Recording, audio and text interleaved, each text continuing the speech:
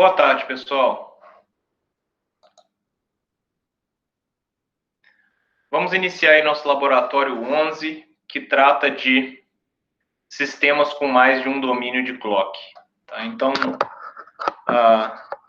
vou arrumar a câmera aqui um pouquinho. Esse guia, pessoal, eu peguei duas das abordagens que nós vimos na teoria. Então, eu estou tratando aí a fila, né, a estrutura de fila, né, first in, first out, a gente já falou sobre ela lá na aula. Então, tem a implementação e a test bench prontos. Então, o que eu quero que vocês façam é criar um projeto, tá? Esse projeto vai ter dois módulos, tá, pessoal? Ele tem um módulo AFIFO, tá? E ele tem o módulo do código Gray, tá? Aqui, ó, tem duas instâncias do módulo Gray Counter dentro da implementação da fila. Tá? Então, eu preciso dessa implementação Gray Counter. Então, ele está aqui embaixo, o módulo Gray. Então, dois arquivos aí farão parte do nosso, da nossa fila. Tá? E depois tem o test bench aí. Tá? E aí eu faço algumas perguntas, já que vocês não vão ter que implementar nada, eu faço algumas perguntas aí baseado no que nós vimos na teoria, e também no que eu acredito que vocês conheçam da estrutura de dados fila, né? Primeiro a entrar, primeiro a sair. Um detalhe que pode ser interessante até para o trabalho, pessoal, é isso daqui, ó. Tá? Isso aqui eu não comentei com vocês ainda, ó. Mas o Verilog, a codificação 2001 do Verilog aceita isso daí. É como se fosse um construtor, lá se a gente pensar na orientação objeto, é como se fosse um construtor com parâmetros. Então, até então, toda vez que a gente instancia um módulo, né, eu só passo as conexões para esse módulo, tá? Mas se eu fizer essa implementação aqui com o joguinho da velha, que o hashtag parameter cria um nome para o parâmetro e um valor default para ele, aí eu posso separar por vírgula e criar novos parâmetros aqui dentro. Depois eu fecho parênteses e aí sim, ó, eu começo a parte que a gente tem o costume de fazer, que é definindo as interfaces, ou seja, os outputs e os inputs. Se eu fizer dessa forma, quando eu for instanciar esse módulo Gray Counter, por exemplo, ele está instanciado aqui, ó, tá? Eu poderia passar esse parâmetro para ele.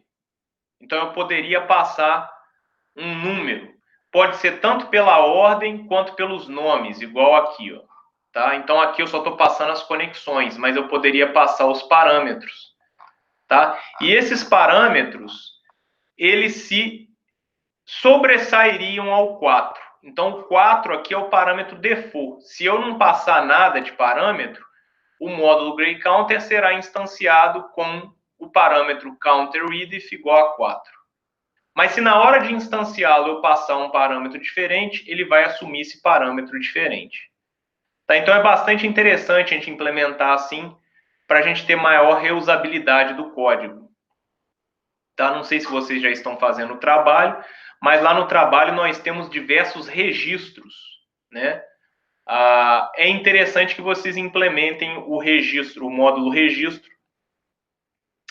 com esse artifício. Por quê? Porque nem sempre você vai precisar instanciá-lo com 32 bits. Vai ter lugar que vai precisar de menos bits, tá? Nos registros de controle. Então, se precisa de menos bits, para que eu vou instanciar com 32? Porque eu vou estar gastando hardware à toa, vou estar utilizando o recurso da FPGA à toa.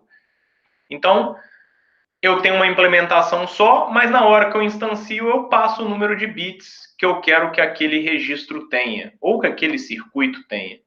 Tá? Então, é bastante interessante utilizar isso daí. Tá, pessoal? Então, só recordando quando é que a gente utiliza a fila? Então, a gente utiliza a fila quando eu tenho dois sistemas ou duas partes de um mesmo sistema que trabalham a clocks distintos, que não têm relação de fase um com o outro. Então, eu preciso usar a estrutura de fila para evitar problemas lógicos. A gente lembra também que dentro da fila eu tenho o double flopping, que é para evitar o problema de metastabilidade.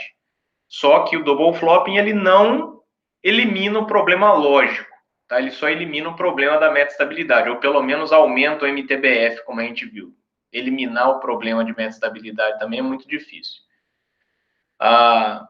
Mas ele minimiza o problema, ele mitiga o problema.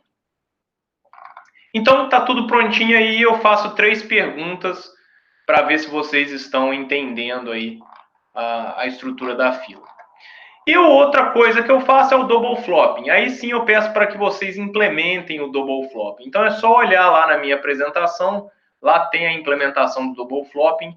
Lembrar de utilizar a atribuição non-blocking, né, pessoal?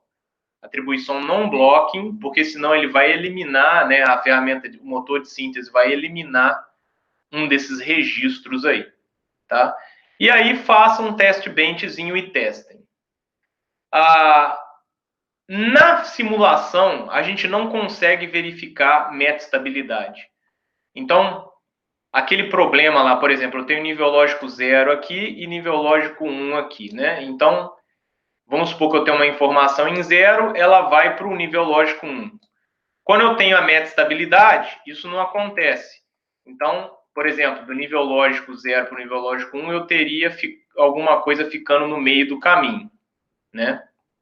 E aí, do meio do caminho, quando a metastabilidade se resolver, aí sim ela pode ir para o nível lógico 1 ou poderia ir para o nível lógico 0 aqui. Tá? E aí me dá problemas lógicos. De qualquer forma, dentro de uma ferramenta digital, que é o Quartz, eu não consigo ver isso daqui, ó.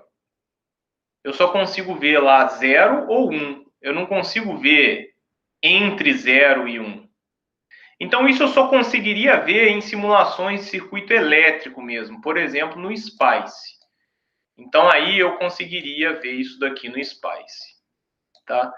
Então, quem tiver interesse, pode tentar fazer lá uma simulação no Orcad Student ou em qualquer outra ferramenta SPICE aí. Vocês botam 2 registros, né? Façam esse circuito aqui e façam a transição da informação ao mesmo tempo que o clock está tendo a sua borda ativa, né? No caso aqui, borda de subida. E aí, nesse nó aqui, vocês veriam a metastabilidade acontecendo. Tá? Mas eu só consigo ver, então, numa ferramenta de simulação elétrica, por exemplo, o SPICE. Tá? Então, é o que eu proponho para hoje aí, pessoal. Um laboratório bem simples, mas tenho certeza que vocês estão tendo entendimento aí, principalmente da estrutura de fila, tá? Porque ela é uma estrutura presente aí em quase todos os sistemas digitais mais complexos. Tá? Justamente porque a gente tem que conversar dados entre 2 sistemas ou entre partes de um sistema que trabalham com clocks distintos. E a gente não quer ter problemas lógicos. Eu quero transmitir a informação para o outro sistema e essa informação ela deve ser recebida corretamente. Tá ok, pessoal? Então, implementem aí, tá? Esse código foi tirado de um artigo, tá? Na verdade, eu já copiei ele direto do site da Xilinx, mas ele funciona aí direitinho na nossa FPGA. Embora também eu mostrei para vocês, quando a gente viu as PLLs, que a gente tem lá no IP catalog do Quartz fila. Então, eu consigo fazer uma estrutura de fila somente utilizando a IDE, sem fazer qualquer codificação Verilog. Tá? Mas como a gente também está trabalhando aí com Verilog, estou dando o código para vocês. Assim, se eu não tiver o IP catalog, ou no IP catalog, uma estrutura de fila, eu já tenho um código aqui que vai funcionar de acordo. Tá? Então, basicamente, o que o meu test bench aqui faz é, ele escreve uma batelada de dados na fila, tá? E depois ele começa a ler esses dados da fila, tá? Então, se ele escrever mais dados do que a capacidade da fila, eu vou perder esses dados. Isso não pode acontecer. Então, toda vez que a fila se encher, a flag de full ficará ativa. E quando eu começar a ler os dados, se eu ler todos os dados, não tiver mais nenhum dado para ler, a flag de empty estará ativa, indicando para o sistema que está lendo, olha, não tem mais dado para ler. Tá? Então, a gente viu também essas duas maquininhas de estado, que gerencia a lógica de empty, que gerencia a lógica de full, lá na apresentação, na quinta-feira passada. Tá ok, pessoal? Então, vou deixar aí vocês trabalhando. Qualquer dúvida, estou aqui para atendê-los.